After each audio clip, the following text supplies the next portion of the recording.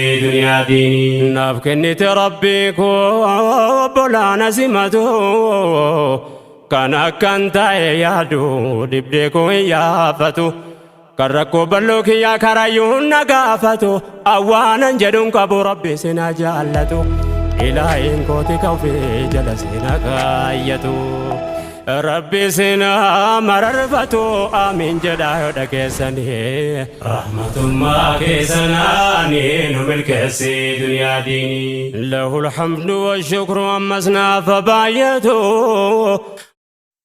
السلام عليكم ورحمة الله وبركاته. الشما ركفوني كبجمتوتا في جالتمتوتا هردفتوتا قوما ميديا جلتي أرقمتا عندي كيسنيو بقى جراتن بقى يو ونقيسن بيات وروني ريف ماتي آراء افتينو تيبالا ما جراتن قوما ميديا سبسكرايب قدام قوما ميديا كان كيسني سبسكرايب قدا نتي بالا ما سنين جن وروني أما جرتن مو دران جرتن مو لايك شير قدودان والبرانغا قاسنين جنة ويادا keessummaa jabaa qabnaa keessummaa jabaa kana keessatti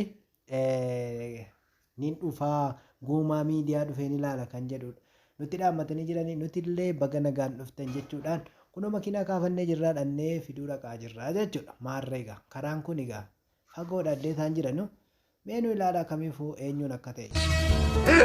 Karaa keenya irra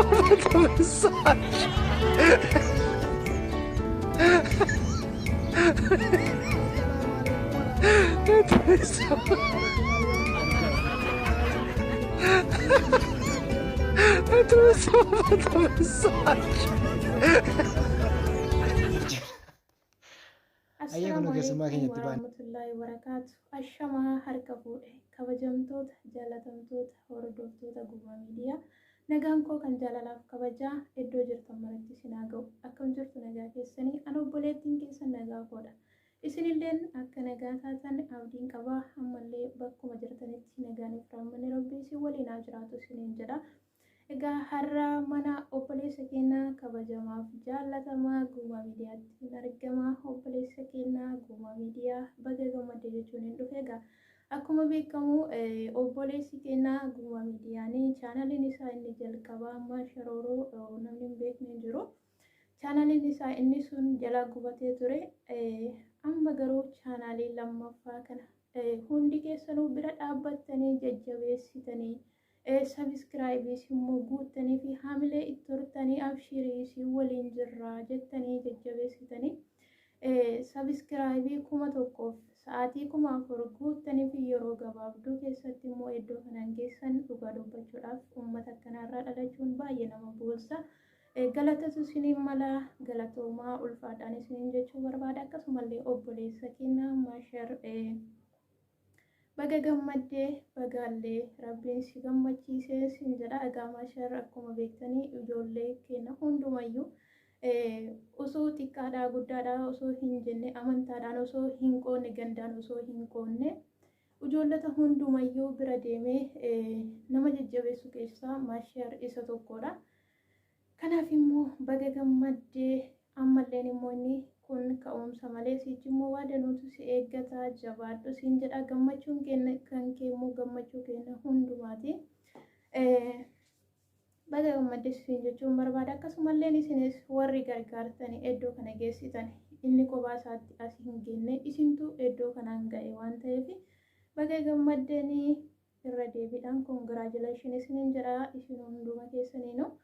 Egaa obboleessa keenyas immoo maasharii asiin dura akkuma beektan waan gaggaarii chaanala sanarratti hojjechaa ture wantoota nama boonsan akkasumallee waan nama bohaarsaa barumsallee of keessaa qabu diraamaalee garaagaraa qoosaa adda addaa waan baay'een immoo achirratti hojjechaa ture.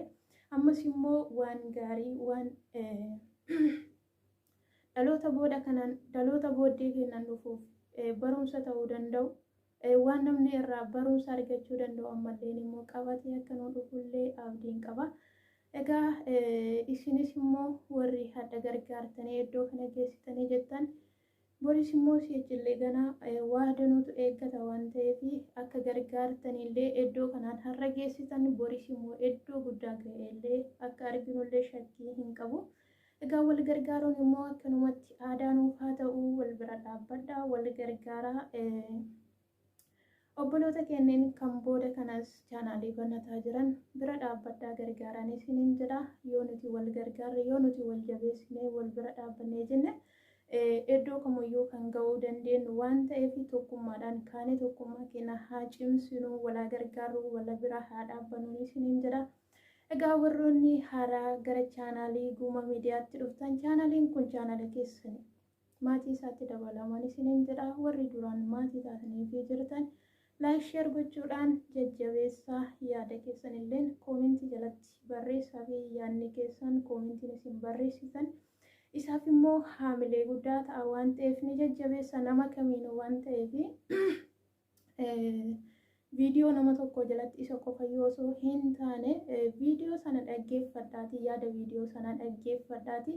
Koomentii gaggaarii koomentii bareedaa waliif barreessaan isiniin jedha. Kanaaf immoo wal bira dhaabbadhaa wal jajjabeessaa wal gargaaraa waan dandeessaniin wal bira dhaabbadhaa wal jajjabeessaa wal gargaaraan isiniin jedha. Laayikii sheerii walii gochuun yeroo ammaa kana hafee jira.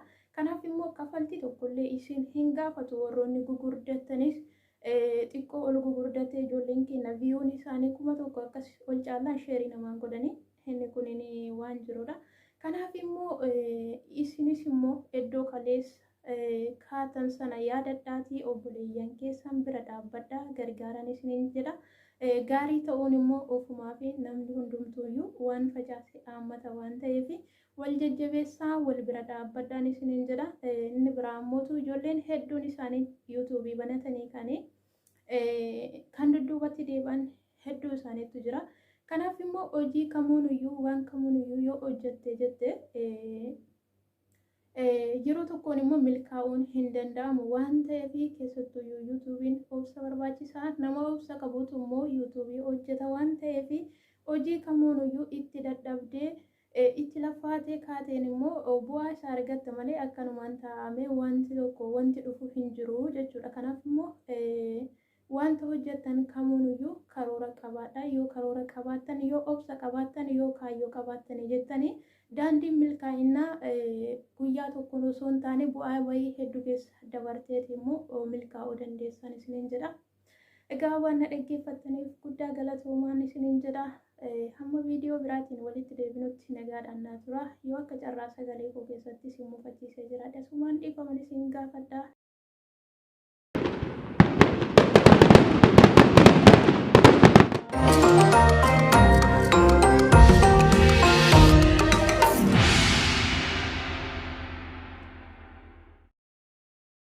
Waa'ee okkoluu waraabessaa utuu yaaduu galgala waa'ee maseenuu gaangees gaaffii biraa naaf dhala. Waa'ee gurri illeetti qaama isheerra guddatu eegee re'ool quncaanaan qullaan sheefaa mul'atu. Naayyoomiyyuu na dhiba. Arree marga jiidhaa jibbitee lafa daaraa nyaachuun ishee qocaan lubbuudhaan jirtu dugdaan dhagaa baachuun ishee ija adii gidduudhaa agartuun gurraacha'uun faaggaan diidaan guddatu keessisaa duwwaa ta'uun